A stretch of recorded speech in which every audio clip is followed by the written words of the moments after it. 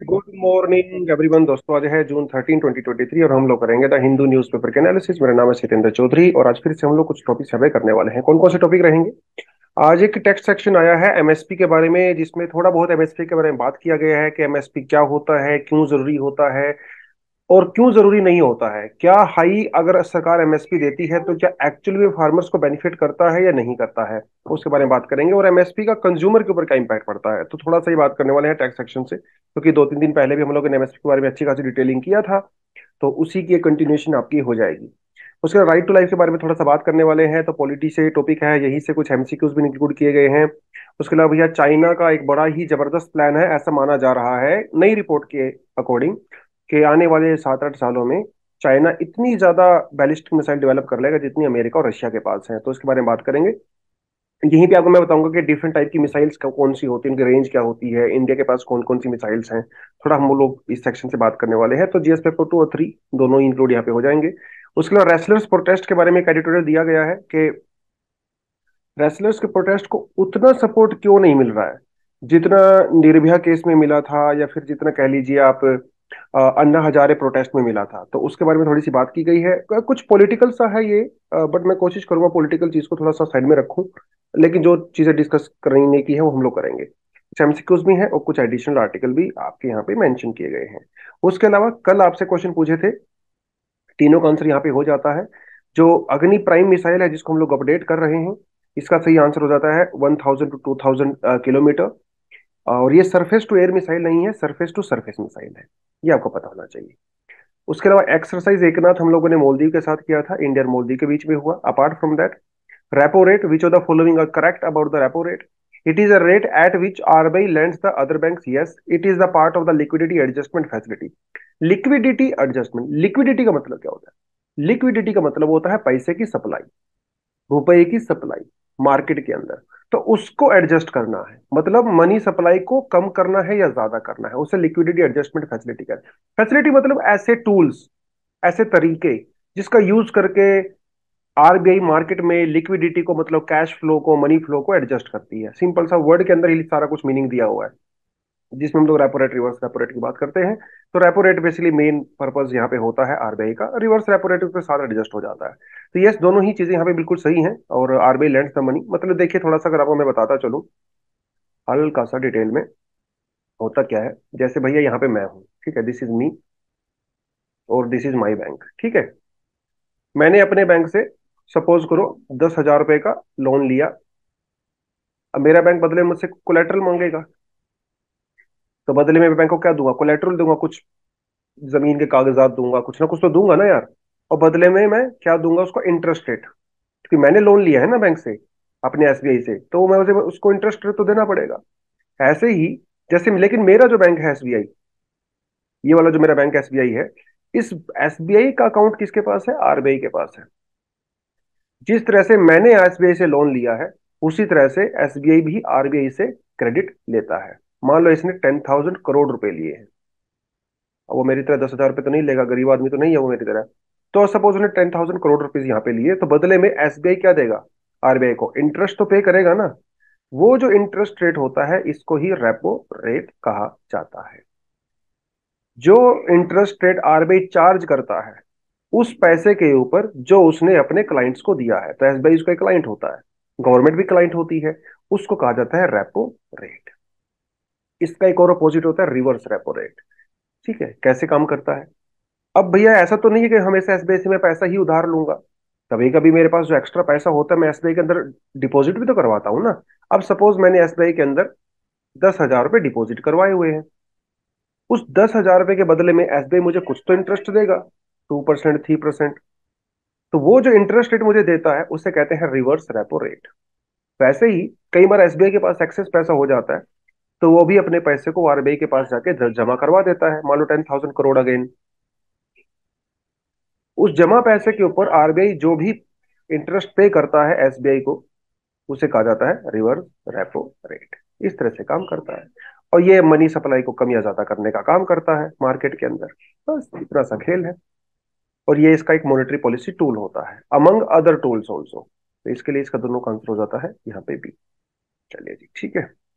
ये वाला क्वेश्चन जो है, हाँ, तो ये क्वेश्चन लास्ट वीक के करंट अफेयर से ही है जो हम लोग ने पिछले हफ्ते किया है। इसका तीनों को पढ़ो आप, कमेंट सेक्शन में मुझे इसका आंसर करो। अरेबियन सी के बारे में पहला क्वेश्चन है, सेडिशन लो मैंने आपको करवाया था अच्छे से। उसके बाद ईस्ट चाइना सी की लोकेशन वगैरह मैंने आपको दिखाई थी, याद करो। ताइवान वाला इशू हम लोगों ने किया था। South China Sea, East China Sea, Korea and all that, वो सब इशू यहाँ पे आता है। क्योंकि क्या हुआ था, नॉर्थ कोरिया ने एक मिसाइल टेस्टिंग किया था, हालांकि ये फेल हो गई। तो कुछ लोकेशंस वगैरह हम लोगों ने यहाँ पे किया था। तो तीनों क्वेश्चन लास्ट वीक के करंट अफेयर से हो जाते हैं। चलिए जी, अब बढ़ते हैं आज के मेन मुद्दे के ऊपर। आज के मेन मुद्दे की हम लोग शुरुआत करते हैं कहाँ से? एडिटोरियल से शुरुआत करते हैं, ठीक है। एडिटोरियल से कहता है, wrestlers protest and the shrinking space for the dissent. Dissent का मतलब क्या होता है? मतलब आप जब किसी के साथ अग्रीमेंट में नहीं होते हो उसे डिसेंट कहते हैं। आपकी जब अपोजिशन पोजीशन होती है उसे डिसेंट कहते हैं। अब देखिए, देखिए थोड़ा सा पॉलिटिकल है वैसे ये आर्टिकल, बट मैं थोड़ा कोशिश करूंगा पॉलिटिक्स को बाहर रखे जाए इससे। तो बात ये है कि जैसे निर्भया वाला जो केस हुआ था 2012 के अंदर ना, एक ब्रूटली रेप किया गया था उसका लड़की का, she was physiotherapist and all that, कितना बड़ा इंटरनेशनल और नेशनल इशू बन गया था वो। हजारों लाखों की संख्या में लोग किस तरह से कैंडल मार्च हुए थे, प्रोटेस्ट हुए थे उस समय। पूरा दिल्ली जाम हो गया था कई दिनों तक, वो लगातार प्रोटेस्ट चलता रहा। और फाइनली उस प्रोटेस्ट की वजह से सरकार ने कानून लेके आई, the new criminal law amendment act 2013। सरकार को मजबूरी कानून चेंज करना पड़ा, जिसमें जो है पनिशमेंट को वगैरह अपडेट किया गया, हार्शर पनिशमेंट वगैरह किया गया। ये होता है प्रोटेस्ट का इम्पैक्ट। और हमारे यहाँ तो प्रोटेस्ट कितने सालों से चले आ रहे हैं। ब्रिटिशर्स टाइम में प्रोटेस्ट होते थे, अभी भी प्रोटेस्ट होते हैं, पहले ही प्रोटेस्ट होते रहे हैं। फिर खेल आता है 2020। अब उसी समय हम मान के चलिए कि वहां पे अन्ना हजारे जी का प्रोटेस्ट भी हुआ था। अन्ना हजारे के प्रोटेस्ट में कितने लोग आए थे पूरे देश भर से, तमिलनाडु तक से लोग दिल्ली में आ रहे थे। वो एंटी करप्शन, याद करो आप लोग, है ना, इंडिया अगेंस्ट करप्शन, वो सब चीजें हुई थी। उसमें भी सरकार ने जो है कानून चेंज किए थे। तो प्रोटेस्ट का इम्पैक्ट तो होता है, ऐसी बात नहीं है। लेकिन जब रेसलर्स प्रोटेस्ट कर रहे हैं, देखो रेसलर्स को भी सपोर्ट पूरा है। सोशल मीडिया में अगर आप जाओगे तो कुछ लोग उसको सपोर्ट कर रहे हैं, नो डाउट। लेकिन उतना सपोर्ट नहीं है जितना निर्भया केस में या फिर अन्ना हजारे केस को हुआ, है ना। सिविल सोसाइटी में ऐसी बात नहीं है, कुछ लोग सपोर्ट कर रहे हैं, लेकिन very small when compare to the public support for other protest. People have not been stirred by the images of the wrestlers being dragged by the police.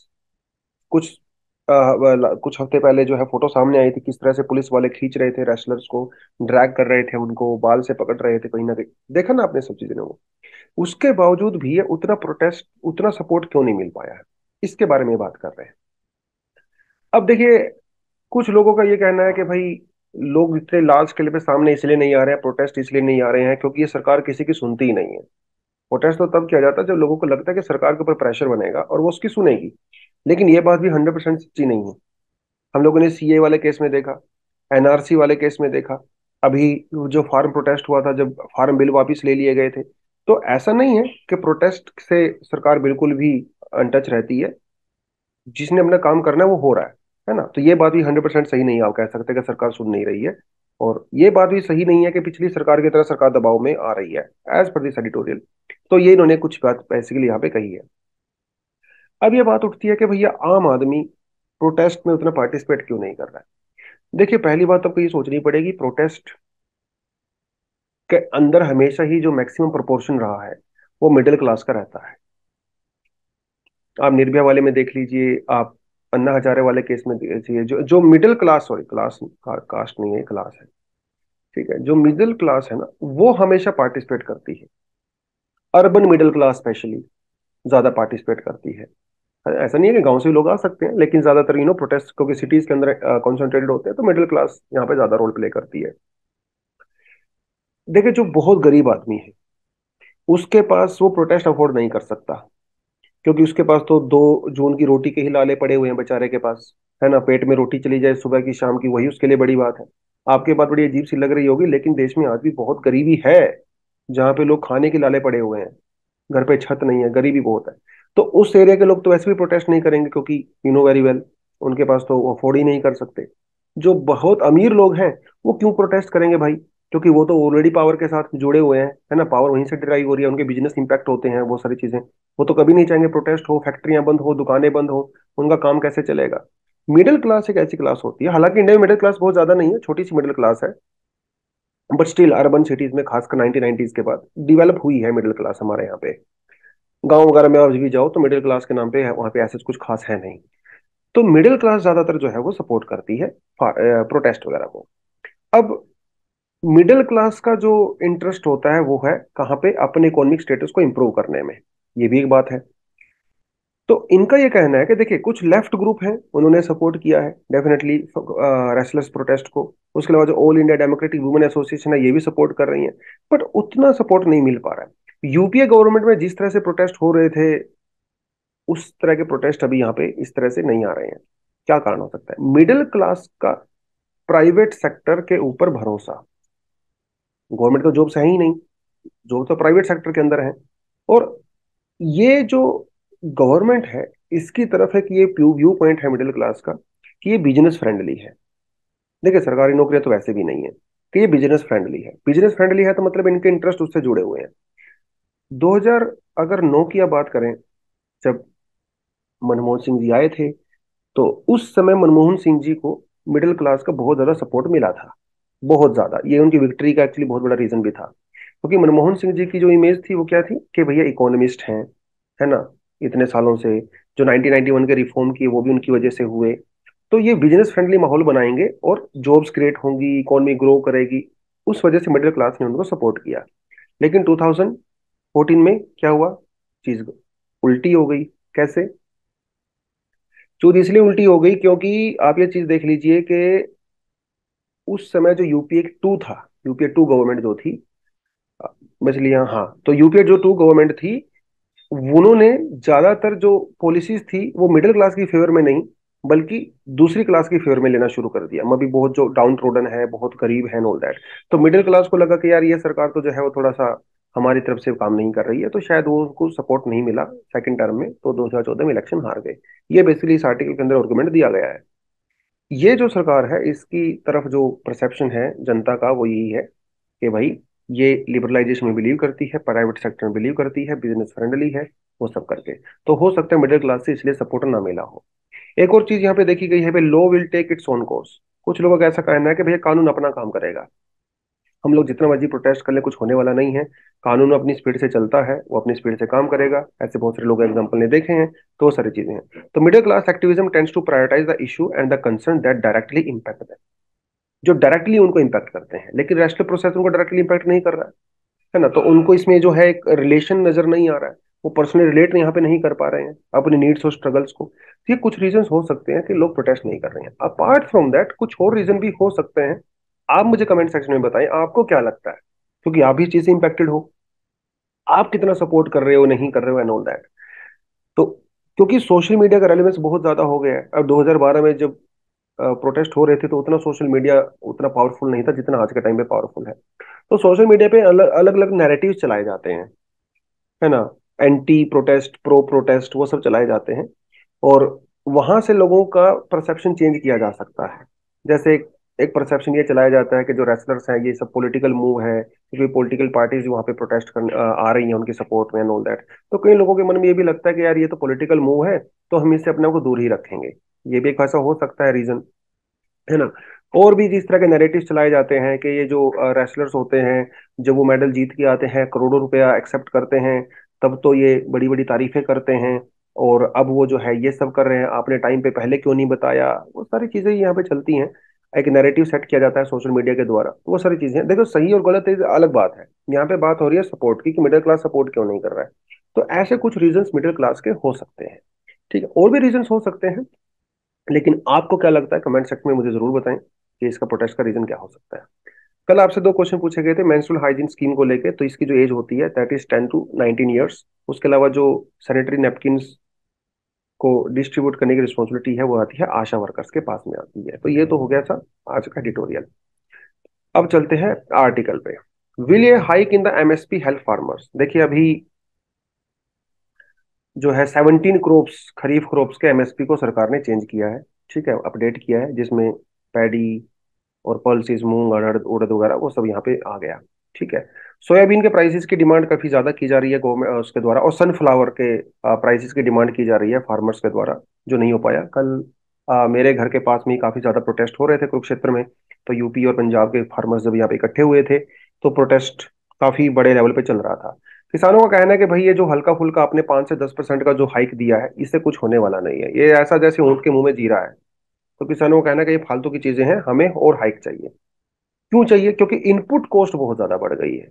अगर आप पहले से कंपेयर करें, 2023-4 और उससे पहले से कंपेयर करें, तो आप यहाँ पे क्लियरली देख सकते हो कि किस तरह से अलग अलग जो क्रॉप्स हैं, उनके अंदर प्राइस जो है किस तरह से इंक्रीज और डिक्रीज हुआ है। ठीक है। तो इंक्रीज हुआ है, लेकिन थोड़ा इंक्रीज हुआ है, उसको ज्यादा डिमांड यहाँ पे की जा रही है। अब किसानों का यह कहना है कि भैया इनपुट कॉस्ट बहुत ज्यादा बढ़ गई है। ठीक है। उसके हिसाब से आप हमें प्राइस नहीं दे रहे हो। क्योंकि देखो इनपुट कॉस्ट बढ़ रही है, क्योंकि फर्टिलाइजर बहुत महंगे हो गए हैं, पेस्टिसाइड बहुत महंगी हो गई है, लेबर बहुत महंगी हो गई है, इलेक्ट्रिसिटी जो है महंगी हो गई है। तो सारी चीजें महंगी हो रही है, लेकिन प्राइस उस हिसाब से नहीं बढ़ रहा है। तो फिर हम लोग क्यों ग्रोथ करें? एमएसपी का पर्पस क्या होता है? एमएसपी का पर्पस ही यही होता है ना, कि किसानों को मोटिवेट किया जा सके क्रॉप ग्रो करने के लिए, प्राइस को स्टेबलाइज किया जा सके, फार्मर्स को एक मिनिमम कम से कम एश्योरेंस दिया जा सके कि भाई जो आप क्रॉप ग्रो कर रहे हो, कम से कम आपको उसको इतना तो मिलेगा। आपके इंटरेस्ट जो है हम लोग जो है उसको ध्यान में रख रहे हैं। यही तो पर्पस होता है। लेकिन ऐसा हो नहीं पा रहा है। पहली बात तो हमारे यहाँ पे जो एमएसपी का मेजर फोकस है वो रहता है सिर्फ दो क्रॉप्स के ऊपर, वीट और राइस। बाकी क्रॉप्स को तो वैसे भी एमएसपी नहीं मिल रहा है, मतलब सरकार करती जरूर है, लेकिन उस तरह से प्रोक्योरमेंट नहीं मिल पाता है। ठीक है, ये एक बड़ी चीज है। डिले होता है प्रोक्योरमेंट में। भैया फसल उठ रही पीछे पिछले महीने, और एमएसपी हो रहा है इस महीने, तब तक तो फार्मर्स मजबूर हो जाते हैं मिडिलमैन को बेचने के लिए, और वो भी एमएसपी से लो प्राइस पे। तो डिले होता है सबसे बड़ी बात। उसके अलावा जो कमीशन एजेंट्स होते हैं भैया, इनकी वजह से एक्सप्लॉयटेशन होता है, क्योंकि हाई कमीशन चार्ज किया जाता है फार्मर से। पहले ही एमएसपी से कम रेट पे खरीद रहे हैं, उसके अलावा हाई कमीशन चार्ज कर रहे हैं। तो किसान के हाथ में, बेचारे के हाथ में क्या बचता है? बाद में ठेंगा बचता है। और बहुत सारे तो किसान जो है एमएसपी को लेके अवेयर ही नहीं है। इतना बड़ा देश है भाई, है ना? तो अनपढ़ फार्मर है, इलिटरेट है उसको, या फिर बहुत ही छोटे फार्मर्स होते हैं, उनको तो, क्योंकि वो सरप्लस कुछ ग्रो करते नहीं है, तो मंडी में उनका सामान जाएगा नहीं। तो यही समस्याएं भी हैं। तो इश्यूज बहुत सारे इन्वॉल्व हैं। प्राइसिंग इनपुट कॉस्ट बहुत ज्यादा बढ़ गई है, खासकर जो स्मॉल मार्जिनल फार्मर्स हैं, उनको लेके बड़ी दिक्कत हो गई है, क्योंकि उनको क्या करना पड़ता है फिर मिडिलमैन से जो है डेट लेना पड़ता है ना? तो बेचारे कर्ज के नीचे डूबे रहते हैं। उसके अलावा जब ये सरकार आई थी 2014 में पावर में, तो इन्होंने कहा था कि स्वामीनाथन कमीशन की रिकमेंडेशन को ये लोग अब इंप्लीमेंट करेंगे। स्वामीनाथन कमीशन कहता है C2 + 50% फॉर्मूला। ये कहता है C2 मतलब comprehensive cost of the production remains unfulfilled. इन्होंने ये कहा था कि जितना भी इनपुट कॉस्ट आएगा फार्मर का, उस कॉस्ट को मिला के +50% हम लोग एमएसपी देंगे। और ये कॉम्प्रिहेंसिव कॉस्ट ऑफ प्रोडक्शन है, जिसमें सब कुछ आ गया, जिसमें लेबर आ गया, सॉइल मैनेजमेंट आ गया, पेस्टिसाइड और सीड्स, सब कुछ यहाँ पे आ गया। लेकिन इस सरकार ने इसको इंप्लीमेंट नहीं किया। ठीक है, ये बड़ी बात है। उसके अलावा फार्मर्स का ये भी यहाँ पे एक डिमांड है कि एमएसपी को एज अ स्टैट्यूटरी राइट हमें दिया जाए। लेकिन ये स्टैट्यूटरी राइट नहीं होता है, लीगल राइट नहीं है, ये एक पॉलिसी डिसीजन है सिर्फ। ठीक है। तो non implementation of MSP and the below MSP procurement of the large scale of the crops inter area has been one of the major hurdle in the crop diversification. इसकी देखिए, सरकार का ज्यादा फोकस किसके ऊपर रहता है? वीट के ऊपर रहता है और राइस के ऊपर रहता है, जिनका एमएसपी किसानों को फिर भी ठीक ठाक मिल जाता है, फिर भी कंपैरेटिवली। बाकी दूसरी क्रॉप्स का तो मिल ही नहीं पाता। इसीलिए किसान दूसरी क्रॉप्स उगाते नहीं है। एक तरफ सरकार बात करती है क्रॉप डाइवर्सिफिकेशन की, अलग अलग क्रॉप्स ग्रो करो, दूसरी तरफ एमएसपी देती नहीं है। तो ऐसे कैसे काम चलेगा भाई? आप बोल कुछ रहे हो, करो और कुछ रहे हो, है ना? और वो सारी चीजें हैं। और जहां तक प्रोक्योरमेंट की बात है, तो ऑलरेडी हमारे देश में जो है स्टोरेज अच्छा खासा है। तो ये जो है कुछ प्रॉब्लम्स हैं एमएसपी की। और इस तरह से एमएसपी, सरकार का कहना है कि देखो भाई, आप सिर्फ, आप तो प्रोड्यूसर हो ना, आप अपनी बात कर रहे हो। What about consumer? अगर प्रोड्यूसर को बहुत ज्यादा प्राइस दिया जाएगा, तो कंज्यूमर के लिए भी तो वो प्रोडक्ट महंगा हो जाएगा ना। कंज्यूमर के टेक केयर भी तो करना है। सिर्फ तो सरकार कहती है कि मुझे दोनों के बीच में स्टेबिलिटी लेके आनी है। ताकि देखिए, सीधी सी बात है भाई, राइस वीट महंगा हो जाएगा तो फ्लावर महंगा होगा, ब्रेड महंगा होगा, है ना? सारी चीजें महंगी हो जाएंगी उन चीजों से रिलेटेड। तो कंज्यूमर के ऊपर भी तो इम्पैक्ट पड़ेगा। प्रोड्यूसर को तो ऑलरेडी हम लोग इनपुट कॉस्ट से 50% दे ही रहे हैं ना। कंज्यूमर का भी तो सोचना पड़ता है। सरकार ऐसा कह रही है, किसान कैसे कह रहा है कि नहीं नहीं, जो सरकार ने इनपुट कॉस्ट यहाँ पे जो मेंशन किया है बेसिकली वो उससे कहीं ज्यादा है जितना गवर्नमेंट यहाँ पे बात कर रही है। तो ये बेसिकली इश्यूज चल रहे हैं। ये पुराना कंटेंट है, आपके पास पहले से हो गई, तो इसकी डिटेल में मैं सच नहीं जाऊंगा। कौन कौन सी ग्रुप एमएसपी के अंदर इंक्लूड होती है आप क्लियरली देख सकते हो। नाइजर सीट का पिछले साल जो है यहाँ से प्रीलिम्स में क्वेश्चन पूछा गया था। ठीक है। इसरो, नॉर्वे एंड द सोलबैंड मिशन, बेसिकली एक हिस्टोरिकल मूवमेंट की बात कर रहे हैं एक्चुअली, क्योंकि अभी क्या हुआ, जो नॉर्वे के एम्बेसडर हैं उन्होंने इसरो के हेडक्वार्टर को विजिट किया 2-3 दिन पहले। उसके बारे में ये बात करता है। नॉर्वे और इसरो के बीच में जो स्पेस रिलेशन की बात है वो बहुत पुरानी है। 1997 में पहली बार रोहिणी RH-300 मैक 2 रॉकेट को लॉन्च किया गया था। कहां से? नॉर्वे के स्वोलबैंड से, जहां पे उसका स्पेस स्टेशन है। और इंडिया से भैया इसको लेके गए थे हमारे 4-5 साइंटिस्ट भी, इसरो के जो है वो गए थे नॉर्वे में उसकी लॉन्चिंग वगैरह करवाने के लिए। तो ये, और इसका नाम रखा गया था इस जोन। ठीक है, इस जोन इसका नाम रखा गया था, जिसका मतलब होता है पोलर बेयर। क्योंकि नॉर्वे वालों को पोलर बेयर बहुत ही पसंद है भाई, उनके वहां पे रहते हैं तो उनकी पहचान है पोलर बेयर। तो उन्होंने उसके नाम पे इसका नाम रखा था। तो इसको देखो इतने साल हो गए हैं, और इसीलिए जो उन्होंने यहाँ पे विजिट किया, और बाकी इसमें कुछ खास है नहीं ऐसी कोई दमदार चीज इस आर्टिकल के अंदर। बस ये थोड़ा आपको पता होना चाहिए सोलबैंड कहाँ है, ये नॉर्वे में पड़ता है। और ये साउंडिंग रॉकेट था, मतलब एक्सपेरिमेंट वगैरह को पर्पज के लिए इसको किया गया था। हालांकि अनफॉर्चुनेटली ये इतना सक्सेस नहीं मिल पाया जितना हमें उम्मीद थी। हमें लगा था कि हम लोग 71 किलोमीटर तक इसको लेके जाएंगे स्पेस में, बट उतना ज्यादा ये जा नहीं पाए अनफॉर्चुनेटली। क्योंकि उसको कवर करने के लिए जो शीट हम लोग ने लगाई थी, अब वो उससे सेपरेट नहीं हुई थी। तो उसकी वजह से थोड़ा फ्रिक्शन ज्यादा हो गया था और वो उतनी ऊंचाई पे नहीं पहुंच पाया। लेकिन कंप्लीट फेलियर भी नहीं था, 100% सक्सेस भी नहीं था। इस तरह की चीजें होती रहती हैं, बट एनीवेज वो सब यहाँ पे हुआ था। Right to life includes the right not to be tied down by the casteism by high court. तो ये मामला बेसिकली जो है वो दिल्ली का पड़ता है। दिल्ली में क्या हुआ था, एक आदमी था, उसका सरनेम था मोची। ठीक है, तो उसकी वजह से वो काफी कास्ट डिस्क्रिमिनेशन का सामना करना पड़ता था। तो उसने अपना नाम क्या किया, मोची से सरनेम को नायक में चेंज करवा लिया। मोची से नायक सरनेम चेंज करवा लिया। और ये उसने अपने आधार कार्ड वगैरह में, वोटर आईडी कार्ड में चेंज करवा लिया, जो हो गया, नो इशू। बट उसके जो बच्चे हैं, जो 10वीं और 12वीं क्लास में पढ़ते हैं, उन्होंने जब अपने फादर के साथ साथ अपना नाम चेंज करवाने की कोशिश की, उनका नाम सीबीएसई ने मना कर दिया कि हम लोग आपका नाम चेंज नहीं करेंगे, क्योंकि आपके 10th की, 8th की मार्कशीट में, 12th की मार्कशीट में मोची लिखा हुआ है, तो हम नायक कैसे कर दें। मामला चला गया हाई कोर्ट में। हाई कोर्ट ने कहा कि बेटा ऐसे काम नहीं चलेगा। राइट टू लाइफ का मतलब ये भी होता है right to not to be tied down by the casteism. ठीक है, तो इसलिए आप इनके नाम चेंज करो, ये कहा गया। तो राइट टू लाइफ के बारे में आपको पता होना चाहिए। पॉलिटी वाले सेक्शन से कुछ एमसीक्यूज यहाँ पे इंक्लूड किए गए हैं, इसको पढ़िए। कमेंट सेक्शन में मुझे इसका आंसर चाहिए। Which of the following are regarded as the main feature of the rule of law. Rule of law Britain से आया कॉन्सेप्ट, किसके बारे में बात करता है? अच्छा क्वेश्चन है, जेन्युइन क्वेश्चन है। कमेंट सेक्शन में इसका आंसर करें। Which of the following is the fundamental duty? Paying tax, respecting national flag, safeguarding public property, and the casting votes. दोनों क्वेश्चन ऊपर वाले पढ़ो, कमेंट सेक्शन में जिसका आंसर करो। तो जब राइट टू लाइफ की बात आती है तो हमारे पास आता है आर्टिकल 21, और ये फंडामेंटल राइट है, पार्ट 3 के अंदर हमारे कॉन्स्टिट्यूशन के अंदर आता है। आर्टिकल 21 मतलब आर्टिकल राइट टू लाइफ सभी सिटीजन को भी दिया जाता है और नॉन सिटीजन को भी दिया जाता है, दोनों को ही मिलता है। सुप्रीम कोर्ट का कहना है कि this is heart of the fundamental right. तो एग्जाम में इस तरह के क्वेश्चन आपसे पूछे जा सकते हैं, which of the following are considered as a heart of the fundamental right. आपसे पूछेगा वो आर्टिकल 21, 17, 32, जो भी उसका मोड करेगा, फिर पूछेगा only one, only two, only three and all that. तो इस तरह के क्वेश्चन आपको डेफिनेटली पता होने चाहिए।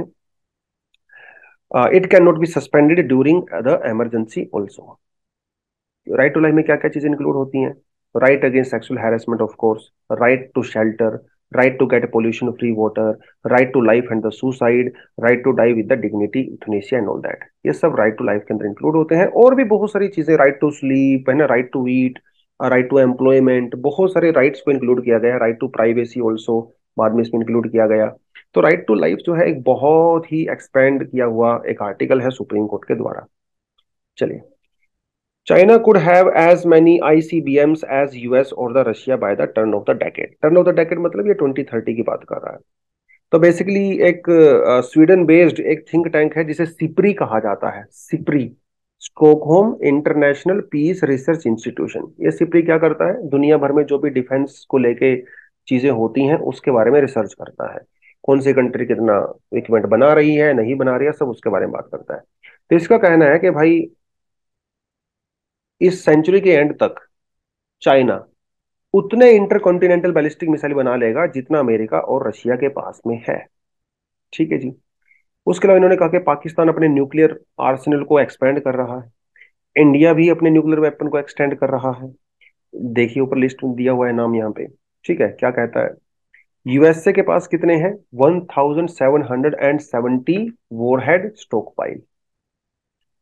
ठीक है, मतलब इतने न्यूक्लियर वेपन है उनके पास। रशिया के पास भी लगभग उतने ही हैं, यूके के पास 120, फ्रांस के पास जो है 280, चाइना का तो हमें पता नहीं है कितने हैं, लेकिन 400-500 के आसपास तो चाइना के पास भी हैं, ये बात पक्की है। डिप्लॉयड नहीं किए गए हैं, ठीक है, स्टोर में रखे हुए हैं, लेकिन इन बाकी कंट्री ने डिप्लॉय किए हुए हैं। डिप्लॉय मतलब वो रेडी पोजीशन में है, बस आपको बटन दबाने की देर है और वो अपना काम कर देंगे। प्रॉपर डिप्लॉय किए हुए हैं अपनी एनिमी को टारगेट बना के।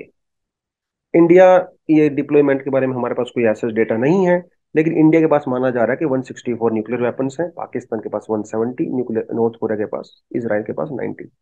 इसराइल ने ऑफिशियली कभी डिक्लेयर नहीं किया उसके पास न्यूक्लियर वेपन है, कुछ ना कोई ऐसा टेस्टिंग वेस्टिंग किया नहीं है, लेकिन फिर भी उनका कहना है कि 70 के आसपास हो सकते हैं। इंडिया और पाकिस्तान के पास आप देख सकते हैं, इंडिया के पास थोड़े से कम है 6, पाकिस्तान के पास थोड़े से ज्यादा है। लेकिन अगर क्वालिटी की बात करें तो इंडिया वालों की जो है वो बेटर क्वालिटी है, बेटर एक्यूरेसी है, इसमें कोई डाउट नहीं है। ठीक है। खैर वो नकली पता नहीं क्या क्या बना के रखा होगा पाकिस्तान वालों ने तो जब मिसाइल क्लासिफिकेशन की बात करती है तो हमारे पास दो तरह की रहती है, क्रूज मिसाइल और ballistic missile as per trajectory. अगर मोड की बात करें तो surface to surface, surface to air, air to air, air to surface, बहुत तरह की होती हैं। रेंज की बात करें तो शॉर्ट रेंज, मीडियम रेंज और इंटरमीडिएट रेंज और इंटरकॉन्टिनेंटल बैलिस्टिक मिसाइल होती हैं। क्रूज मिसाइल कौन सी होती हैं, जो कि cruise missile is unmanned self propelled. ये याद रखना, अनमैन्ड मतलब इसके अंदर कोई इंसान नहीं होता है भाई। ठीक है, सेल्फ प्रोपेल्ड होती है, अपने आप ही चलती है, तो फ्यूल वगैरह उसके अंदर दिया जाता है। और इसकी जो फ्लाइट होती है वो इस तरह से होती है, मतलब सरफेस के बिल्कुल क्लोज उड़ती है ये, मतलब अगर इसका बना के दिखाऊं आपको, तो जैसे ये हमारा अर्थ सरफेस है, तो क्रूज मिसाइल जो है ऐसे एक स्पेस तक जाती है, उसके बाद ग्राउंड के लगभग लगभग पैरेलल जाती है और हिट करती है। ये क्रूज मिसाइल का जो है ट्रेजेक्ट्री होती है। वहीं जो बैलिस्टिक मिसाइल होती है वो इस तरह से चलती है। ठीक है, पहले आप उनको यहाँ से ट्रिगर करते हो, बूस्ट करते हो, फिर एक जगह पे जाके उनका बूस्ट खत्म हो जाता है, फिर वो अपने आप ही ग्रेविटी की वजह से नीचे आती हैं। मतलब इनको पूरे रास्ते फ्यूल देने की रिक्वायरमेंट नहीं होती है, जबकि क्रूज मिसाइल को पूरे रास्ते फ्यूल चाहिए और इनको डायरेक्ट करना पड़ता है। इनको डायरेक्ट करने की कोई ऐसा रिक्वायरमेंट नहीं होती, एक पॉइंट के बाद खुद ही जाके हिट करते हैं। तो ये बैलिस्टिक मिसाइल होती हैं। ठीक है जी। इनकी रेंज बहुत ज्यादा होती है, ठीक है, और इनकी रेंज जो है उतनी ज्यादा नहीं होती है, तो ऑफ कोर्स क्योंकि तो यार एटमोसफेयर से आ रही हैं, तो रेंज ऑफ कोर्स ज्यादा होगी ही। ये बीच में जो है बैरियर्स आ जाते हैं तो उसकी वजह से नहीं हो पाता है। तो ऐसी मिसाइल को हम लोग तीन कैटेगरी में डाल सकते हैं, सबसोनिक, सुपरसोनिक और हाइपरसोनिक मिसाइल। आप यहाँ पे क्लियरली देख सकते हो। ठीक है, अब ये क्या है, सबसोनिक मतलब जो कि साउंड की स्पीड से कम चलती हैं, साउंड की स्पीड होती है मैक। तो जो मिसाइल जो है 0.1 मैक के आसपास चलती है वो सबसोनिक होती हैं। सुपरसोनिक मतलब जो कि 2 से लेके 3 मैक के आसपास चलती हैं, मतलब लेस देन 5 भी कह सकते हो। जैसे हमारे यहाँ पे ब्रह्मोस है, ठीक है, सुपरसोनिक मिसाइल मानी जाती है, 3.5 मैक की स्पीड से चलती है भैया वो। फिर एक हाइपरसोनिक मिसाइल जिसकी स्पीड जो है 5 मैक से ज्यादा होती है, तो हम लोग ब्रह्मोस 2 डेवलप कर रहे हैं, जो कि हाइपरसोनिक मिसाइल हो सकती है, उसके ऊपर काम अभी चल रहा है, लेट्स सी कब होती है। फिर बैलिस्टिक मिसाइल के बारे में मैंने आपको बता ही दिया, बैलिस्टिक ट्रेजेक्ट्री होती है इसकी इस तरह से। इंडिया में जैसे पृथ्वी 1, पृथ्वी 2, अग्नि, धनुष, ये सब जो है आपकी बैलिस्टिक मिसाइल होती है। उसके अलावा we have tactical ballistic missile जिनकी रेंज जो है 150 किलोमीटर से 300 किलोमीटर के बीच में होती है। उसके अलावा होती है हमारा थिएटर बैलिस्टिक मिसाइल, ये बैलिस्टिक मिसाइल के टाइप हैं जिनकी रेंज होती है 3,100 से लेकर 3,500। इसी के अंदर में आती है, थिएटर के अंदर में, शॉर्ट रेंज 300 to 1,000 और मीडियम रेंज 1,000 to 3,500 किलोमीटर की रेंज में ये होती है। इसके बाद फिर आपकी आ जाती है इंटरमीडिएट रेंज, जिसकी होती है 3,500 किलोमीटर से लेकर 5,500 किलोमीटर की रेंज होती है। और फिर आती है भैया सबसे ज्यादा लॉन्ग रेंज वाली, मतलब इंटर कॉन्टिनेंटल बैलिस्टिक मिसाइल। ये एक कॉन्टिनेंट से दूसरे कॉन्टिनेंट में जाके हिट कर सकती है। इसकी रेंज जो है 5,500 किलोमीटर से ज्यादा होती है।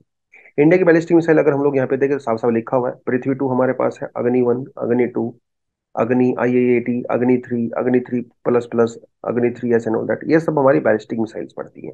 ये थोड़ा सा आपको यहाँ पे आइडिया होना चाहिए। बस अनाउंसमेंट के बारे में बता देता हूँ कि हमारा करंट अफेयर का कोर्स चलता है, ये स्कैनर यहाँ पे दिया हुआ है, स्कैन करें।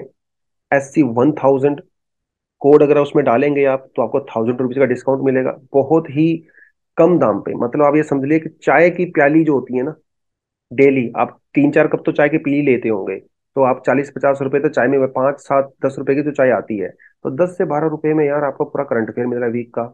प्रीलिम्स और मेंस के परस्पेक्टिव से मंथली मैगजीन आपको दिया जाएगा। अच्छे से डिस्कशन करते हैं हम लोग क्लास में। हाँ, सैटरडे को क्लास होती है, शाम को क्लास होती है। अगर आप कॉलेज भी जा रहे हो तो कोई भी दिक्कत नहीं है, आप आके कर लीजिए। अगर आप ऑफिस में जा रहे हो तो शाम को आके फिर से कर लीजिए। रिकॉर्डेड क्लास आपको मिल जाती है, कभी मूड नहीं है तो बाद में कर लीजिए। मतलब पूरी फ्लेक्सिबिलिटी यहाँ पे आपको दी गई है। मैं ही वो क्लासेस लेता हूँ, तो इन डेप्थ हम लोग एकदम मजे मजे में क्लासेस करते हैं। फाउंडेशन कोर्स के बारे में इंफॉर्मेशन साइड में दिया हुआ है, आप इस व्हाट्सएप नंबर पे पूरी इंफॉर्मेशन ले सकते हो। फाउंडेशन कोर्स में प्रीलिम्स, मेन, CSET ऐसे सब कुछ करवाया जाता है, तो ये आपके लिए अवेलेबल है। लास्ट न्यूज करते हैं, CoWIN vaccination data out, government denies breach. भैया सीधी सी बात है, गवर्नमेंट तो मना ही करेगी। तो बेसिकली जो कोविन ऐप थी जिसके द्वारा हम लोगों ने वैक्सीन लगवाया था, मैंने भी लगवाया था, हम लोगों ने भी कोविन पे रजिस्टर किया था, वहीं से हमारा सर्टिफिकेट भी आया था। तो हम लोगों ने क्या किया था, आधार कार्ड डाला था, मोबाइल नंबर डाला था। तो भैया हमारा आधार कार्ड, मोबाइल नंबर हो गया है लीक, टेलीग्राम पे खुले में बिक रहा है। मतलब आम आदमी को तो छोड़ो आप, हमारे यूनियन हेल्थ मिनिस्टर, उनका भी डेटा लीक हो गया। हालांकि उनका ये कहना है कि ऐसा कुछ नहीं है, लेकिन भाई डेटा तो लीक है, सारी दुनिया को दिख रहा है। अरे हमारे राम सेवक जी, ठीक है, उनका डेटा लीक हो गया। हमारी मीनाक्षी लेखी जी, बीजेपी की लीडर हैं, उनका लीक हो गया। अरे भैया केसु वेणुगोपाल जी, ये जनरल सेक्रेटरी हैं कांग्रेस के, इनका डेटा लीक हो गया। केरला के हेल्थ मिनिस्टर का, मतलब आम आदमी का नहीं, छोड़ो बड़े लोगों का भी लीक हो गया है। सरकार कह रही है कि नहीं नहीं कुछ भी नहीं हुआ, कोविन तो भाई बिल्कुल सेफ है, साउंड है, कुछ भी नहीं हुआ। ये डेटा पुराना है, नया डेटा नहीं है। अब ये इन्वेस्टिगेशन होगा नहीं होगा भगवान जाने, कुछ ना कुछ यहाँ पे लीक होता ही रहता है। अरे जब यू पेपर तक लीक हो जाते हैं, ये तो डेटा कुछ भी नहीं है ना। बट बहुत अनफॉर्चुनेट है यार ये, काहे की सेफ्टी, काहे की प्राइवेसी, फिर हम लोग डिजिटल इंडिया की बात करते हैं और वो सारी चीजें चलते हैं। इस तरह की चीजों से ना ट्रस्ट नहीं रहता है सिस्टम के अंदर लोगों का। तो नेक्स्ट टाइम आपको ऐसा करने लोगे तो लोग अपना डेटा देंगे ही नहीं, ऑब्वियस ही बात है, क्योंकि आपका डेटा सेफ नहीं है।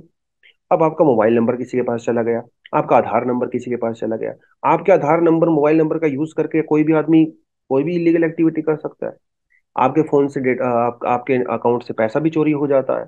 आपके नाम पे कोई सिम कार्ड इशू करवा के किसी को धमकी दे सकता है, कुछ क्राइम कर सकता है कि नहीं। आपको, आपके आपके नंबर को जो है वो बेचा जाएगा कंपनीज को। आपको फालतू की कॉल्स आएंगी, कभी इंश्योरेंस वालों की, कभी किसी की, कभी किसी क्रेडिट ले लो, ये कर लो वो कर लो, है ना। कितने सारे इश्यूज होते हैं, आपके सोशल मीडिया को टारगेट किया जा सकता है। तो ये सब चीजें हैं, अनफॉर्चुनेटली चीजें होती हैं हमारे यहाँ पे। खैर, लेट्स होप कि कुछ चीजों में सुधार हो आने वाले टाइम में। तो यही था दोस्तों आज के लिए, और इसी के साथ खत्म करते हैं। Thank you very much, all the best, जय हिंद।